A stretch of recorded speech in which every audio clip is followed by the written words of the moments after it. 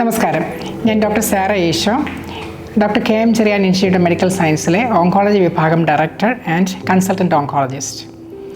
April മാസം head and neck cancer awareness മന്തായി ആചരിക്കുകയാണ്. ഹെഡ് ആൻഡ് നെക്ക് ഏരിയയിലുള്ള ക്യാൻസറിനെ കുറിച്ചുള്ള ബോധവൽക്കരണം. കഴുത്തിന് മുകളിലുള്ള അവയവങ്ങൾക്ക് വരുന്ന ഈ ക്യാൻസറുകൾ ഇന്ത്യയിൽ വളരെ കോമൺ ആയിട്ട് കണ്ടുവരുന്നു. ഏകദേശം 5.5 ലക്ഷം ആളുകൾക്കാണ് ഒരു വർഷം ഹെഡ് ആൻഡ് നെക്ക് ക്യാൻസർ ഇന്ത്യയിൽ ഡയഗ്നോസ് ചെയ്യാറുള്ളത്. മറ്റ് രാജ്യങ്ങളെ അപേക്ഷിച്ച്, പ്രത്യേകിച്ച് വിദേശ രാജ്യങ്ങളെ അപേക്ഷിച്ച് ഈ നിരക്ക് വളരെ കൂടുതലാണ്. ഈ ക്യാൻസറിനെ കുറിച്ച് മനുഷ്യരെ ബോധവൽക്കരിക്കുക, ഈ ക്യാൻസറുകളുടെ രോഗലക്ഷണങ്ങൾ വിശദീകരിക്കുക, ഇത് തടയുന്നതിന് വേണ്ടി എന്ത് ചെയ്യാം എന്ന് ചിന്തിക്കുക. ഇതാണ് ഇന്നത്തെ നമ്മുടെ ലക്ഷ്യം. വായ്ക്കകത്ത് കാണുന്ന ക്യാൻസർ, നാക്കിലുണ്ടാകുന്ന ക്യാൻസർ, തൊണ്ടയിലുണ്ടാകുന്നത്, ശ്വാസനാളത്തിലുണ്ടാകുന്നത്, വോക്കൽ കോഡ്സിൽ ഉണ്ടാകുന്ന ക്യാൻസർ, ഇതെല്ലാം ഈ ഹെഡ് ആൻഡ് നെക്ക് ക്യാൻസർ എന്ന കാറ്റഗറിയിൽ ഉൾപ്പെടുന്നു. പ്രധാനമായും ഈ ക്യാൻസർ ഉണ്ടാകുന്നതിന് 3 റിസ്ക് ഫാക്ടേഴ്സാണുള്ളത്. ഒന്ന്, പുകയില അധികമായി ഉപയോഗിക്കുന്നവരിൽ. പുകയില എന്ന് പറയുമ്പോൾ സിഗരറ്റ് സ്മോക്കിംഗ്, സിഗാർസ് യൂസ് ചെയ്യുന്നവരിൽ. പിന്നെ പുകയില ഏത് രീതിയിൽ ഉപയോഗിച്ചാലും, പ്രത്യേകിച്ച് നമ്മുടെ നാട്ടിൽ പുകയില ചവയ്ക്കുന്നവർ, മുറുക്കുന്നവർ, ഇവർക്കൊക്കെ വായ്ക്കകത്ത് ക്യാൻസർ വരാനുള്ള സാധ്യത വളരെ കൂടുതലാണ്.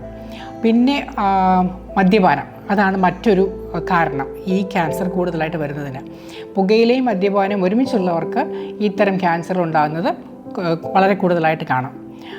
മൂന്നാമത്തെ കാരണം HPV അഥവാ ഹ്യൂമൻ പാപ്പിലോമ വൈറസ് എന്ന ഇൻഫെക്ഷൻ ഉള്ളവർക്കാണ്.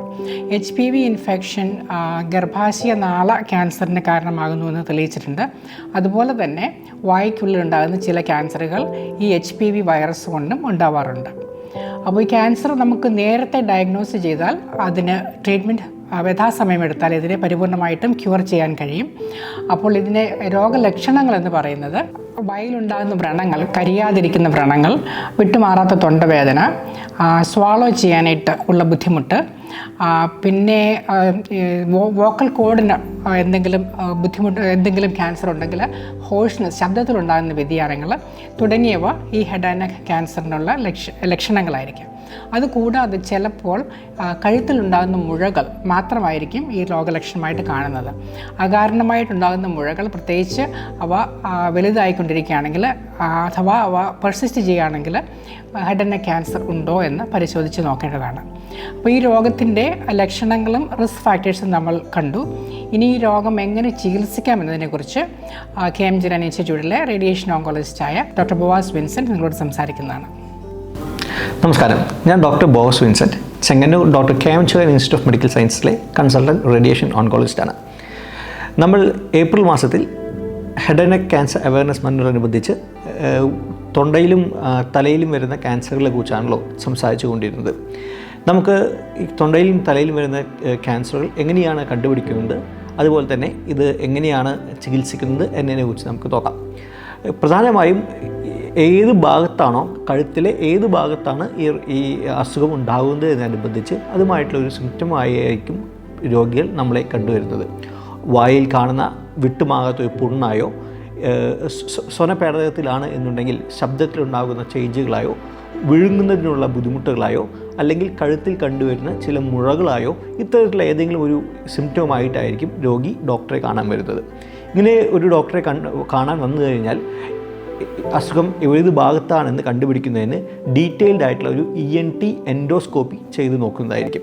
ഒരു ENT എൻഡോസ്കോപ്പി ചെയ്ത് നോക്കുന്നതിലൂടെ കഴുത്തിൻ്റെ ഏത് ഭാഗത്താണ് അസുഖം എന്ന് കണ്ടുപിടിക്കുകയും ആ ഭാഗത്ത് നിന്ന് ഒരു ബയോപ്സി എടുക്കുകയും ആണ് ചെയ്യുന്നത്. ഏകദേശം 3% ഹെഡ് ആൻഡ് നെക്ക് ക്യാൻസറുകൾ 2 സ്ഥലങ്ങളിൽ ഒരേ സമയം തന്നെ കണ്ടുവരാറുണ്ട്. അതുകൊണ്ട് നമുക്ക് വായുടെ ഏതെങ്കിലും ഒരു ഭാഗത്ത് നേരിട്ട് തന്നെ ഒരു മുഴ കണ്ടാൽ തന്നെയും ഒരു ഡീറ്റെയിൽഡ് എൻഡോസ്കോപ്പി വളരെ അത്യന്താപേക്ഷിതമാണ്. ഈ ബയോപ്സി എടുക്കുമ്പോൾ ബയോപ്സിയിൽ ഏത് തരത്തിലുള്ള ക്യാൻസറാണ് എന്ന് കണ്ടുപിടിക്കുന്നു. സാധാരണഗതിയിൽ സ്ക്വാമസ് സെൽ കാർസിനോമ വിഭാഗത്തിൽപ്പെട്ട ക്യാൻസറുകളാണ് നാം കണ്ടുവരുന്നത്. ഇന്നത്തെ കാലത്ത് HPV എന്ന് പറയുന്ന വൈറസ് മൂലമുണ്ടാകുന്ന ഹെഡ് ആൻഡ് നെക്ക് ക്യാൻസറുകൾ കൂടി വരുന്നത് കൊണ്ട് ഇമ്മ്യൂണോ ഹിസ്റ്റോകെമിസ്ട്രി ടെസ്റ്റിലൂടെ ഇത് HPV റിലേറ്റഡ് ആയിട്ടുള്ള ഹെഡ് ആൻഡ് നെക്ക് ക്യാൻസർ ആണോ, അല്ല സ്മോക്കിംഗ് റിലേറ്റഡ് ആയിട്ടുള്ള ഹെഡ് ആൻഡ് നെക്ക് ക്യാൻസർ ആണോ എന്നുള്ള രീതിയിലുള്ള ടെസ്റ്റുകൾ നാം ചെയ്തു നോക്കും. HPV related head and neck ക്യാൻസറുകൾ മറ്റ് ക്യാൻസറുകളിൽ നിന്ന് വ്യത്യസ്തമായി പ്രതികരിക്കുന്നതുകൊണ്ട് അതിൻ്റെ സ്റ്റേജിങ്ങും അതിൻ്റെ ട്രീറ്റ്മെൻറ്റും വ്യത്യാസങ്ങൾ ഉണ്ട്. നാം ബയോപ്സി ക്യാൻസർ എന്ന് നാം തെളിഞ്ഞു കഴിഞ്ഞു കഴിഞ്ഞാൽ ഈ ക്യാൻസർ എത്രമാത്രം വലുതാണ്, ശരീരത്തിൻ്റെ മറ്റേതെങ്കിലും ഭാഗങ്ങളിലേക്ക് ഇത് പടർന്നിട്ടുണ്ടോ എന്നെല്ലാം നോക്കണം. ഇത് നോക്കുന്നത് ഒരു സ്കാനിലൂടെയാണ്. CT സ്കാനോ MRI സ്കാനോ PET CT സ്കാനോ നമ്മുടെ ശരീരത്തിൻ്റെ ഏത് ഭാഗത്താണ് മുഴ കണ്ടിട്ടുള്ളത് എന്നതിനനുസരിച്ച് നിങ്ങളുടെ ഡോക്ടർ നിങ്ങൾക്ക് നിർദ്ദേശിക്കും. ഏറ്റവും സാധാരണയായി നാം എടുക്കുന്നത് CT സ്കാനാണ്. മുഴകളുടെ വലിപ്പവും മറ്റും കണ്ടുപിടിക്കുന്നതിന് CT സ്കാൻ നമ്മെ സഹായിക്കുന്നു. എന്നാൽ നാവിൽ വരുന്ന ചില ക്യാൻസറുകൾക്ക് ഇതിൻ്റെ നാവിൻ്റെ മസിലുകളിൽ ഇത് എത്രമാത്രം ഉള്ളിൽ പോയിട്ടുണ്ട്, നമുക്ക് ഓപ്പറേഷൻ ചെയ്യാനായിട്ട് സാധിക്കുമോ എന്നെല്ലാം നാം കണ്ടുപിടിക്കുന്നതിന് MRI സ്കാനാണ് നമ്മൾ സാധാരണഗതിയിൽ ഏറ്റവും നന്നായി ഹെൽപ്പ് ചെയ്യുന്നത്. അതേസമയം ശരീരത്തിൻ്റെ മറ്റ് ഭാഗങ്ങളിലേക്ക് ഇത് പടർന്നിട്ടുണ്ടോ, പ്രത്യേകിച്ച് വളരെയധികം കഴലകളുള്ള വളരെയധികം ലിംഫ് നോഡുകളുള്ള ക്യാൻസർ ആകുമ്പോൾ മറ്റ് ഭാഗങ്ങളിലേക്ക് ഇത് പടർന്നിട്ടുണ്ടോ എന്ന് നോക്കുന്നതിന് ചില സമയത്ത് നാം PET CT സ്കാനും നോക്കാറുണ്ട്. ഈ 3 റിപ്പോർട്ടുകളുടെ അടിസ്ഥാനത്തിലായിരിക്കും നാം നമ്മുടെ ചികിത്സ തീരുമാനിക്കുന്നത്. എഗെയിൻ ശരീരത്തിൻ്റെ ഏത് ഭാഗത്താണ് ക്യാൻസർ വന്നിട്ടുള്ളത് എന്നനുസരിച്ച് ചികിത്സ ഡിഫറൻ്റ് ആയിരിക്കും, ചികിത്സ വ്യത്യാസപ്പെട്ടിരിക്കും. 3 തരത്തിലുള്ള ചികിത്സകളാണ് സാധാരണഗതിയിൽ നാം കാണുന്നത്. ഒന്നുകിൽ സർജറി ആയിരിക്കാം ചികിത്സ. ചില സമയത്ത് സർജറിക്ക് ശേഷം റേഡിയേഷനും കൊടുക്കേണ്ടി വന്നേക്കാം.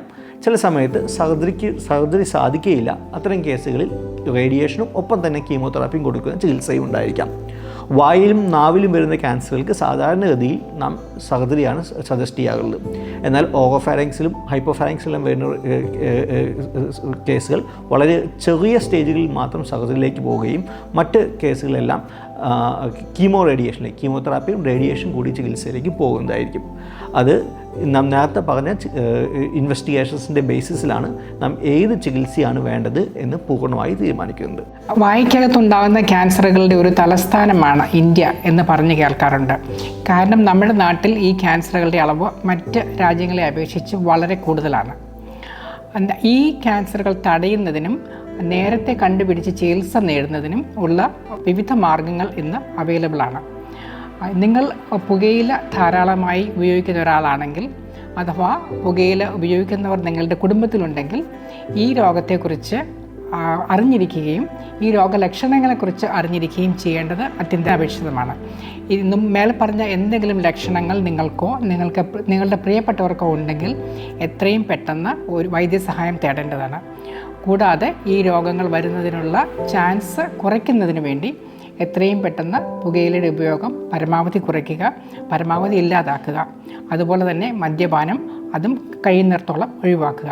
അങ്ങനെ നമുക്ക് ഈ ഓറൽ ക്യാവിറ്റി ക്യാൻസറിനെ തടയുന്നതിനും നമ്മൾക്ക് ഓറൽ ക്യാവിറ്റി ക്യാൻസർ കൊണ്ട് ഉള്ള മരണങ്ങൾ തടയുന്നതിനും കഴിയും. നന്ദി.